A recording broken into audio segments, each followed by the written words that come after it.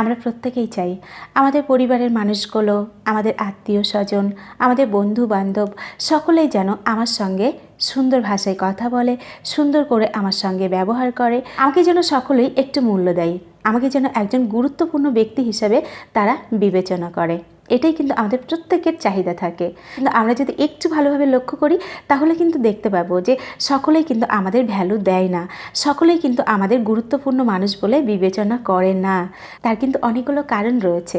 কিছু মানুষ থাকে যাদের সকলেই ভ্যালু দেয়, যাদের কিন্তু সকলেই মূল্য দেয়, কিন্তু অনেক মানুষই আছে যাদেরকে কেউই মূল্য দেয় না। তার প্রধান কারণ হলো আমরা নিজেরাই অনেক সময়ই নিজের সম্পর্কেই এমন কিছু কিছু কথা বলে ফেলি, এমন কিছু কিছু কাজ করি যার জন্যই কিন্তু সকলে আমাদের মূল্য দেয় না। তাই আমি আজকে, তুমি যদি চাও নিজের মূল্য বাড়াতে, যদি তুমি চাও যে সকলেই তোমাকে সম্মান দিয়ে কথা বলুক, তোমাকে সকলেই ভ্যালু দিক, তার জন্য 10টি উপায়ের কথা বলবো, যেই 10টি উপায় অবলম্বন করলে তুমি সকলের কাছে একজন গুরুত্বপূর্ণ ব্যক্তি হিসেবে বিবেচিত হবে। তো চলো চটপট 10টি উপায়ের কথা জেনে নিই, যেই 10টি উপায় অবলম্বন করলে আমি সকলের কাছে গুরুত্বপূর্ণ হয়ে উঠব। নিজের ভ্যালু বাড়াতে প্রথম যেই কথাটা মনে রাখবে সেটা হলো নিজের সম্পর্কে কখনো অন্যের সঙ্গে খারাপ কোনো মন্তব্য করবে না। প্রচুর মানুষ আছে নিজেকে ছোট করে কথা বলে, কোনো মানুষের সঙ্গে কথা শুরু করেছে এরকমভাবে, ঘিরে তোর ব্যাপার কি, তুই তো এখন বিশাল বড় একজন মানুষ হয়ে গেছিস, তোর তো ব্যাপার স্যাপারই আলাদা, তুই তো অনেক উঁচুতে চলে গেছিস, আমাকে আর পাত্তাই দিস না, ভ্যালুই দিস না, আমরা ছোটোখাটো মানুষ, মাঝে মাঝে আমাদের সঙ্গেও তো একটু কথাবার্তা বলতে পারিস নাকি, ইত্যাদিভাবেই কিন্তু অনেক মানুষ আছে যারা নিজেকে ছোট করে কথা বলে। এতে করে কি হয়, তুমি যার সঙ্গে কথা বলছো সে কিন্তু কখনোই তোমাকে একজন গুরুত্বপূর্ণ মানুষ হিসাবে বিবেচনা করবে না। তুমি যার সঙ্গে কথা বলছো প্রথমেই তার কাছে তুমি কিন্তু নিজের গুরুত্বটা হারিয়ে বসলে। কারণ আমরা যদি নিজেকে গুরুত্ব না দিই তাহলে কিন্তু অন্য একজন মানুষের কাছে আমরা কখনো গুরুত্ব পাবো না। তাই এই কাজটা কখনো করো না। অনেকেই আছে এটা বলে যে আমি লাইফে কিচ্ছু করতে পারলাম না, আমি একজন ফেলিওর মানুষ, আমি যেই কাজটাই করেছি সেটাই আনসাকসেস হয়েছি, আমার পরিবারে কেউ আমাকে সম্মান করে কথা বলে না, আমি আমার আত্মীয় স্বজনের জন্য কত কিছুই করলাম কিন্তু কেউ আমাকে সেই মূল্যটা দিল না, কেউ আমার ভ্যালুটা বুঝলো না, ইত্যাদি বিভিন্ন ধরনের কথা বলে নিজেকে সমস্ত কথাই কিন্তু ছোট করে বলে যাচ্ছে। এতে করে যেটা ঘটবে, আমি যার সঙ্গে কথা বলছি তার কিন্তু এটা মনে হবে যে সকলেই যতক্ষণ ওনাকে গুরুত্ব দেয় না তাহলে নিশ্চয়ই তার কোনো ফল্ট আছে, সে গুরুত্বপূর্ণ একজন মানুষ নয়, এটাই কিন্তু তার মাথায় ক্লিক করবে। তাই এটা কখনো করা উচিত নয়। নিজের সম্পর্কে কখনো খারাপ কিছু বলো না। প্রচুর মানুষ নিজের গুরুত্ব হারিয়ে ফেলে, নিজের গুরুত্ব কখনো বাড়াতে পারে না আরও একটি কারণে, সেটা হচ্ছে তারা শুধু অন্যের সঙ্গে নিজেকে ছোট করে কথা বলে তা কিন্তু নয়, তাদের ভাবনার মধ্যেও নিজেকে ছোট করে কথা বলার একটা প্রবণতা রয়েছে। তারা এটা ভাবে যে আমি লাইফে কিচ্ছু করতে পারিনি, আমি একজন ফেলিওর মানুষ, সকলে জীবনে কত সাকসেস পেল কিন্তু আমি লাইফে কোনো সাকসেস পেলাম না, আমি যে কাজটাই করি সে কাজটাই ভুল হয়, আমি একজন ভ্যালুলেস মানুষ, আমি লাইফে কিচ্ছু করতে পারলাম না। তোমার ভাবনাই যদি নেগেটিভ হয় তাহলে অন্য কেউ তোমাকে ভ্যালু কেন দেবে? আমরা যখন নিজেকে নিয়ে নেগেটিভ কিছু ভাববো তখন কিন্তু আমাদের আত্মবিশ্বাসের ঘাটতি দেখা দেয় এবং সেটা কিন্তু অন্যের চোখেও ধরা পড়ে। তাই এই ভাবনাটা আগে আমাদের মন থেকে দূর করতে হবে যদি তুমি নিজের ভ্যালুটা বাড়াতে চাও। তবে 3 নম্বর যে কাজটা কখনো করবে না সেটা হলো, যেমন নিজের সম্পর্কে অন্যের কাছে খারাপ কিচ্ছু বলবে না, ঠিক তেমনই নিজের সম্পর্কে বাড়িয়েও কিচ্ছু বলবে না।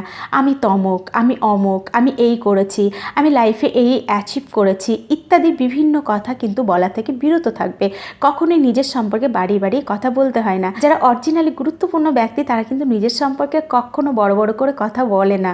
অন্য কেউ যদি তার সামনে তার প্রশংসা করে তখন কিন্তু সে একটু লজ্জাই পায় এবং এটা বলে যে কি এমন করেছি, এই তো একটু কাজ করেছি, এই আর কি, এই চলছে, এরকম করে কিন্তু কথা বলে। কিন্তু কিছু মানুষ আছে কাজ করে 1 গুণ, নিজের সম্পর্কে বলে 10 গুণ। আমি যখন আমার সম্পর্কে তোমার সামনে ভালো কথা প্রতিনিয়ত বলে যাব তখন কিন্তু তোমার কাছে আমার গুরুত্ব হারাবে। হ্যাঁ, আমি নিজের সম্পর্কে উচ্চ ধারণা রাখবো কিন্তু তার মানে এটা নয় সেটা ঢাকঢোল পিটিয়ে সকলের সামনে বলবো, এটা কিন্তু করা উচিত নয়। নিজের গুরুত্ব বাড়ানোর জন্য, নিজের ভ্যালু বাড়ানোর জন্য 4 নম্বর যে কাজটা করবে সেটা হচ্ছে কম কথা বলবে। আমি প্রতিটা সময় বলে থাকি যত তুমি কম কথা বলবে ততই কিন্তু তোমার কথার গ্রহণযোগ্যতা বাড়বে। তাই যত কম কথা বলবে তত কিন্তু সকলেই তোমার ভ্যালু দেবে, সকলেই তোমার মূল্য দেবে। ব্যক্তিত্ব সম্পন্ন মানুষ কখনো কিন্তু বেশি কথা বলে না।